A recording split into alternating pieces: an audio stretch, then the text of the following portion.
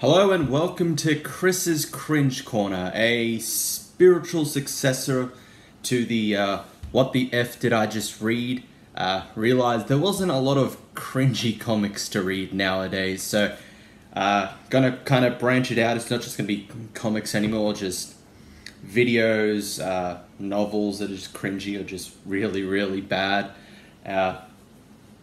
We'll see, have a little fun, and you can watch me suffer having to read or watch whatever I'm doing, just for these kind of videos. But starting off, we're actually going to start off with a comic that a lot of people have been talking about. Female Furies #1, the first in a 6-issue miniseries. Let's take a look at the description for the first issue. All their lives, the female Furies have been raised to be the meanest, most cunning, and most ruthless fighting force on all of Apocalypse. So why are Granny Goodness's girls left behind every time the men go to war? With the might of New Genesis hanging over the planet and the Forever People making mincemeat out of Darkseid's army, Granny thinks it's about time that changed. And so Big Barda, Orelai, Mad Harriet, Lashina, Bernadette, and Stomper set out to beat the boys at their own game. Little do they know the game is rigged, and one accidental murder could spell disaster for them all. Female Furies is an exciting new miniseries starring some of Jack Kirby's coolest Fourth World characters by the writer of Shade the Changing Girl and the artist of Plastic Man. So, art is by Adriana Mello, and also not listed here, but also listed on the comic itself. It's art's also by Hi-Fi as well. The cover by Mitch Gerard. You have a variant by Francesco Latina, and it is written by Cecile Castellucci. Although the name is spelled as Cecil, considering it's a woman, and to be frank, I've never heard of a woman being called Cecil, so I'm going to assume it's just Cecile and just spelt as Cecil. So Cecile Castellucci is the writer. As the description says, she has previously written Shade the Changing Girl, and I haven't read it, but I've seen people talk about Shade the Changing Girl, and there's not a lot of good about it. No one has any good words to say. I think one I've heard was it was only good for a few issues, then the rest was terrible. Even the birds outside agree with me, or agree with the person, that it was bad. But anyway, let's start with the cover.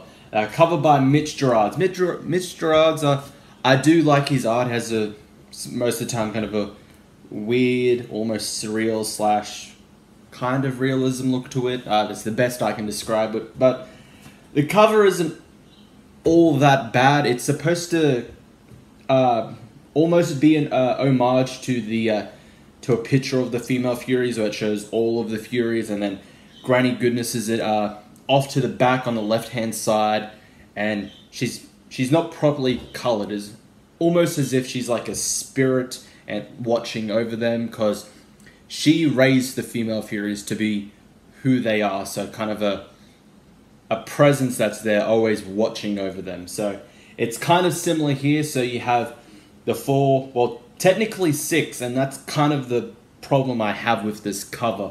So you have the 6 Furies, and you have Granny Goodness in the background, watching over as if she's God. So only 4 of the Furies are properly colored. The other 2 at the bottom are, who I believe is Mad Harriet on the left, and a new Fury. I tried looking up this new Fury, Orelai. Haven't been able to find anything about this character, so I'm assuming she is new to the series. This is her first debut in Female Furies #1.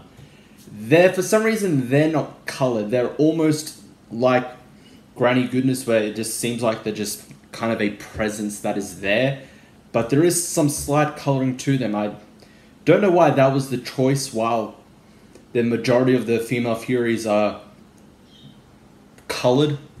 Like they have color to their outfits and everything, but 2 of them don't. Not sure what the choice is. it's not an overall bad cover, but some of the faces, especially Big Barter's, like, it's this weird squinty, like, she's going into battle, but I think she's also constipated. Look, this weird just look that she has. I don't know what to say of it. So in this series called Anything You Can Do, I Can Do, Bleeding, the female Furies are trying to rise up in the ranks, but apparently the dirty boys of Apocalypse, Darkseid included, are preventing them from rising in the ranks. So beginning with this at the start, it goes to a flashback of Darkseid and Granny Goodness, or just Goodness as she's called here, going to kill his mother. So this is kind of a slight retcon. Darkseid was actually the one that kills Hegra, Darkseid's mother. But in this one, it's Granny Goodness that goes to kill her. Darkseid does help. He gives her the poison to kill Hegra. So Goodness administers the poison, pours it into Hegra's mouth. Hegra dies, but then Darkseid appears to confirm whether his mother was indeed killed. Because as Darkseid says earlier on, if she's not dead by the time Darkseid arrives, he's going to be very disappointed, or something along those lines. But Goodness kills Hegra, but Darkseid takes the credit. And what they are trying to show here, which is ties into the agenda of this comic, is men just take credit for what women are doing. The thing is, if there wasn't an agenda, it makes sense for Darkseid to do that. He's looking up his personality, he's a sadist, he's a coward, and he's treacherous. Him taking credit for something he didn't do, it makes sense to his character. But the problem is, there is an agenda in this comic. And the agenda is, women are suppressed by the men of Apocalypse. Which, to be fair, I could kind of see. The problem is, this is Apocalypse. Everyone is treated like shit, regardless of their gender. So basically, the hierarchy of Apocalypse, to its simplest form, is this: Darkseid, everyone else. Darkseid is on top, everyone else is on bottom, because everyone on the bottom are pretty much slaves or loyalists to Darkseid. They are all tools to the. They're all pretty much, yeah, they're tools for him. They're a means to an end. The end being his goal of total control of just everything. That's what I and a lot of people have a problem with female Furies, is this agenda that all the men on Apocalypse are misogynist, which shouldn't be the case when on Apocalypse, if you're not Darkseid, you're treated like shit regardless of whatever your gender is, or yeah, mainly just gender. So the agenda is very, very clear and apparent in this, and it just contradicts what Apocalypse is. Like, if they also showed like the females also treating everyone like shit, it would make sense. It's Apocalypse, like I've said before. Everyone gets treated like dirt. Everyone gets treated like shit. No one is equal. So, moving forward, Granny Goodness shows Darkseid and his generals. She talks about the female Furies, and then she attends the war room. And this is a kind of a recurring thing in this book, where Darkseid complains, "You're late," and She says, "I was misinformed of the meeting time. I'm here now with a surefire plan." And she tries to propose to use the female Furies, as she says, "Being a small elite force, the Forever People have us cornered. The solution is simple. Embed the Furies in your army and have them perform surgical strikes to eliminate them." And Darkseid asks the rest of his generals thoughts. And one says, stick to missions you can accomplish. Missions suited to your skills. No more. And Darkseid adds, we won't have the Furies poisoning our ranks with their lesser standards. Ugh. She proposes a demonstration to show what the Furies can do and prove their worth to Darkseid and to his cause and to the war. But before that, it goes to a flashback years ago. Darkseid tells everyone to leave except for Granny Goodness and tells her to stay here and clean up.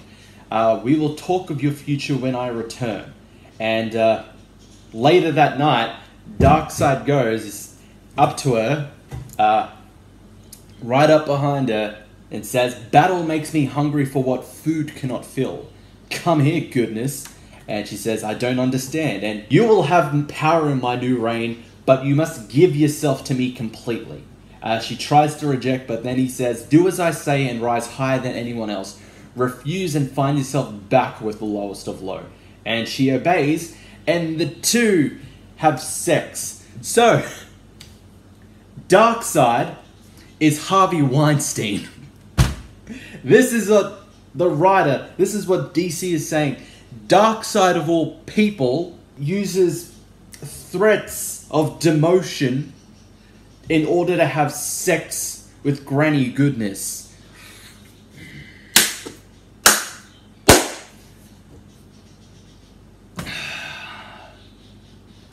This is not what Darkseid is. He is not the kind of just person to just threaten with demotion on one of his subordinates in order to get sex. This is not Darkseid's personality. He wouldn't like, let's say like, okay, Darkseid wants to have sex with her anyway because he wants to be pleased, he's lustful, whatever, etc. He wouldn't use a threat of demotion in order to get what he wants. He's Darkseid. He could just literally say, I'm Darkseid.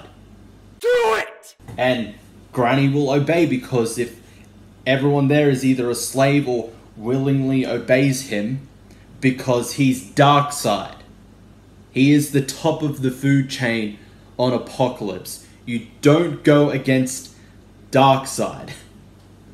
But in this, it's just, yeah, very Harvey Weinstein. If you don't have sex with me right now, I'm gonna demote you. Oh, Jesus Christ. And she has sex with him and she gets a promotion. And what's her promotion? She gets in charge of the orphanage, and all of the men laugh at her. They laugh at her promotion of being in charge of an orphanage. And all of them say to her, you need to remain calm in front of our leader. Hysterical is not a good look on you. We all know how you use your sex to gain favors. And also, then, to add the cherry on top, they leave, and one of them finishes off with, but you're the only one of us suited to do women's work.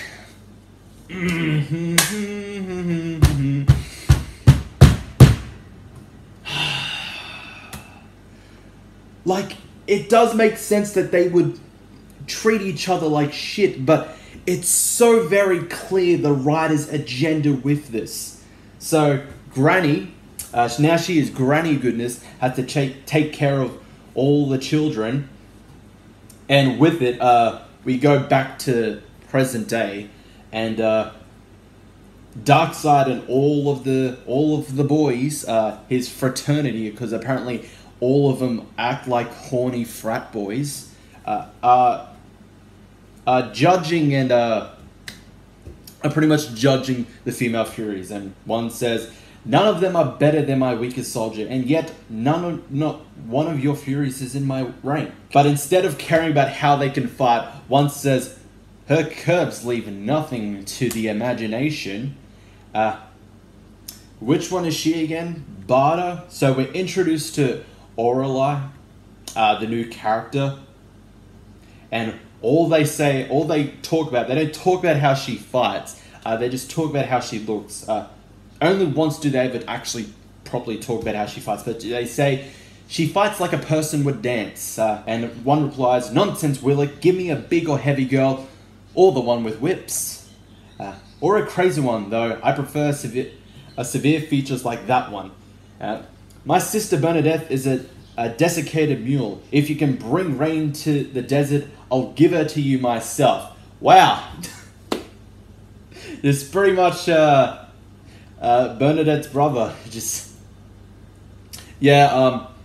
My sister's an object. Fuck her. Just, I have her. I do not care. Just have sex with her. Like she has rights. Ugh.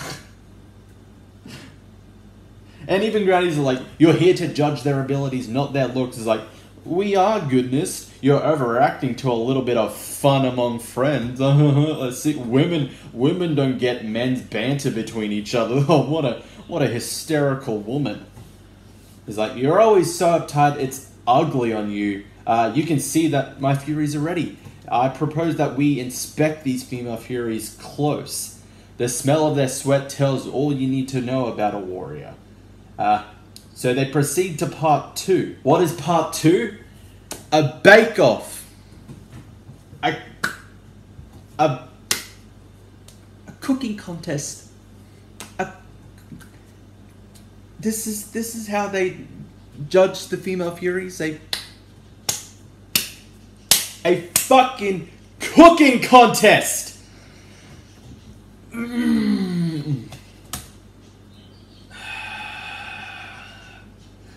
And they all fail.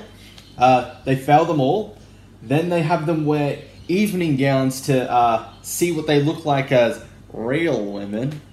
And then they have a smiling contest because if you don't smile, you're ugly, apparently. And they all criticize their smiling. And nothing works. Darkseid is not pleased at all. And the Furies go back to training, but one of the Willock, one of the generals, wants to give the new female Fury Orelai some special training. Pretty much just consists of there is actually some kind of training, but like every few panels or so, Willock just sexually harasses her, just grabs her on the ass, just feels up her tits, tries to lift up her shirt, just like caressing her thighs or her hips or whatever. It's so we'll leave it there. I don't really want to. Okay, I'll spoil the ending. She kills Steppenwolf's son on a mission, and oh, we'll deal with it. We'll just bury him so no one else will know. Oh, and there's a nice little kind of reference to a certain orange man. The Protector trumps granny goodness. I mean, I don't want to reach, but given the political climate and the word, this is just, honestly, Female Furies is such a terrible book. It is just an obvious agenda that women are suppressed on Apocalypse and they need to prove that they're just as good as the boys, even better. And it just contradicts everything about Apocalypse, everything we've seen of the Fourth World, or any comic or series about the Fourth World. Everyone gets treated like shit on Apocalypse. But no, according to Cecile Castellucci, it's only the women. Only women get treated like shit on Apocalypse. Like, there really is no story. There's just this agenda that everyone on Apocalypse is misogynist, I guess. Look, it's not even trying to be subtle. And like I said, Darkseid would probably do something like this because he's a coward and he's treacherous, but everyone, including Darkseid, is a misogynist on Apocalypse. Do you not read a comic? This is not Darkseid's personality. He is not a misogynist. He equally hates everyone. true equality on Apocalypse. And the thing is, Darkseid would not waste his time on a cooking contest, on what they look like in evening gowns, and a smiling contest. No, because for Darkseid, everything is towards his goal of total control. I failed to see how any of those three help achieve his goal of control of everything. Like, Darkseid would not waste his time with this. He would probably kill someone who even suggested that. It's like, hey Darkseid, I know you have a water fight, but can you judge a cooking, a smiling, and an evening gown contest to see if they can join our ranks? Like, no, he would straight up just say no, or that person would just be dead. Darkseid would send the Omega Beams straight into him and he's dead, or would just go up and just crush him. No, Darkseid would not waste any of his time with this garbage. And it's very clear the writer does not care about the character or any of the characters on Apocalypse. It's just about the agenda. It's this is so bad. Like, seeing a prequel of the female Furies would have been okay if there was no agenda. It just doesn't make sense to the world of Apocalypse.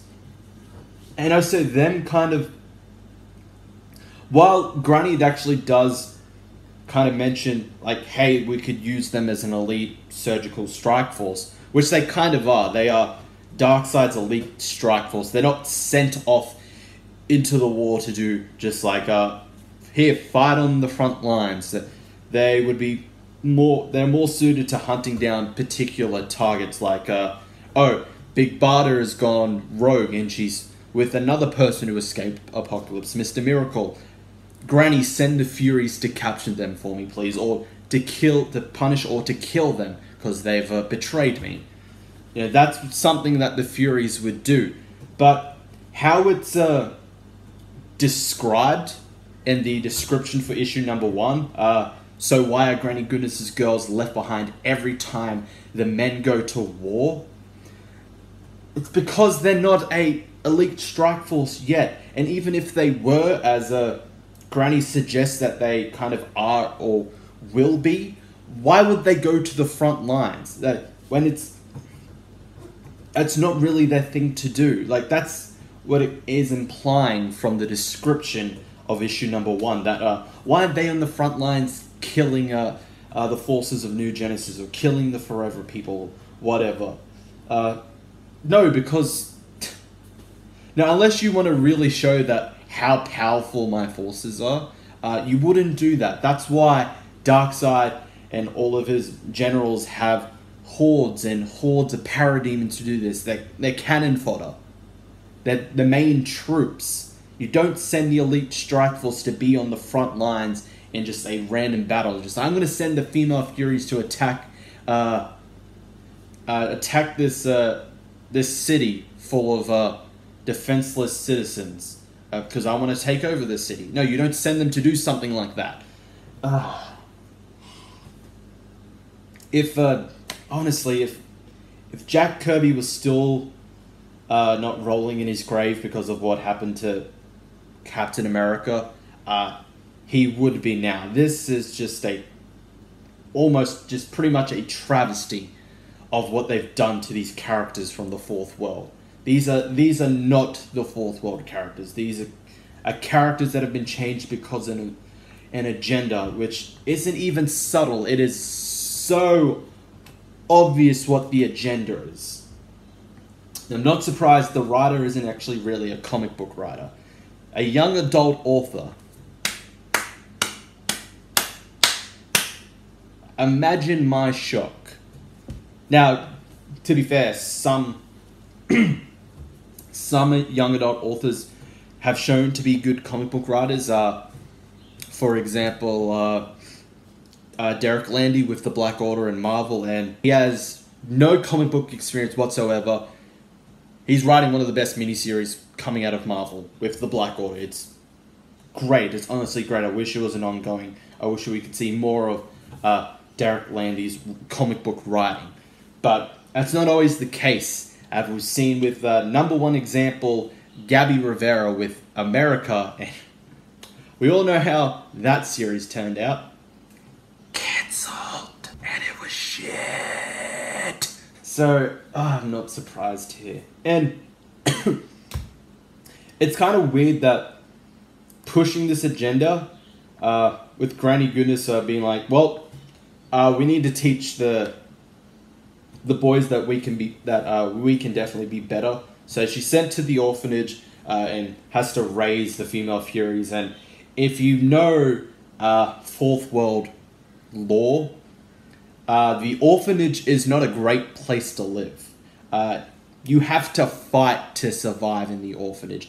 Granny teaches everyone like shit in order to strengthen them and to harden them to become killers, to become soldiers for Darkseid.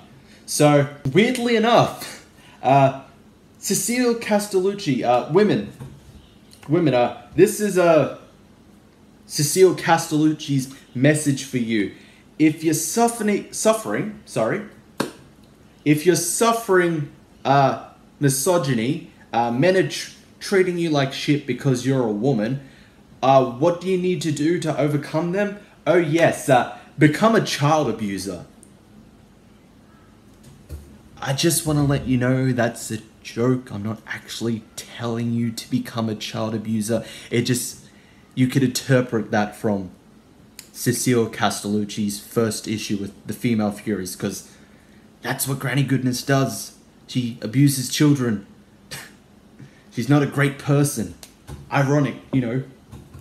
Someone with the name Goodness. I mean, that's the point. That was it. That was the first video for Chris's Cringe Corner. I'm gonna end it there before I almost losing a bit of my voice, just of how angry I am at just how terrible and agenda-driven Female Furies is. It could have been a good series.